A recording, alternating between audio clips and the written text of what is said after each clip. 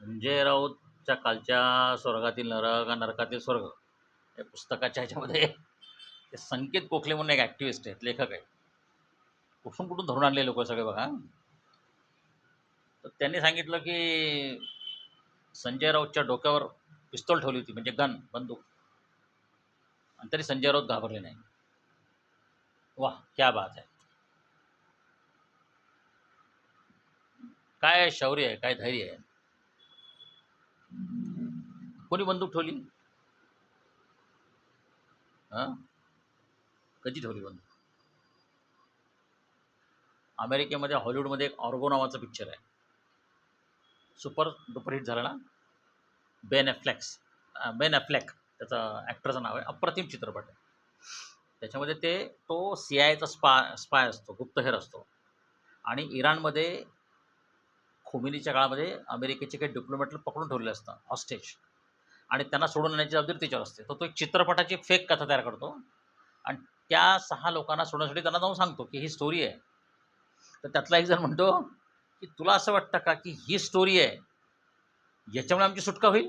म्हणजे एक चित्रपटाची, तो पण बनणार नाही चित्रपट, पण तो बनवल्याची अफवा आहे, फेक तयार केलेलं आहे.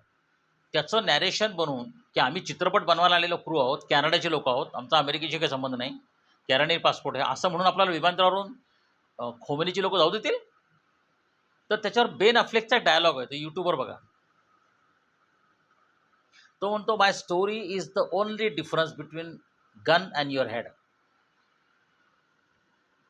तुम्ही जर माझी नीट स्टोरी वाचली, त्यातली सगळी पात्र बरोबर रंगवली, तर आपण खोमेनीच्या एअरपोर्टच्या लोकांना पटवून देऊ की आमचा अमेरिकेशी काही संबंध नाही, आम्ही कॅनडाचे लोक आहोत, आम्ही चित्रपटाच्या शूटिंगला इथे आलो होतो, ही आमची स्टोरी आहे आणि आम्हाला तुम्ही जाऊ द्या. आणि तसं घडतं देखील. पुढे मग त्यांना ते कळतं की आपल्याला फसवलंय आणि हे अमेरिकन लोक आहेत. मग त्यांचे ते मागे जातात, तो पण विमान उड्डाण करून निघून जातं. तो क्लायमॅक्स आहे त्याचा. फार थरारक ते चित्र घेतलेलं आहे सगळे. तर मला संकेत गोखलेंना असं विचारायचं आहे की अशी कोणती स्टोरी आहे की जी संजय राऊत यांच्या डोक्यावर आणि गनच्या मध्ये आहे? ती स्टोरी मला ऐकायची इच्छा आहे. कारण जर गन ठेवली होती तर माझ्यावर सीताराम म्हेत्रेच्या लोकांनी गन ठेवली होती.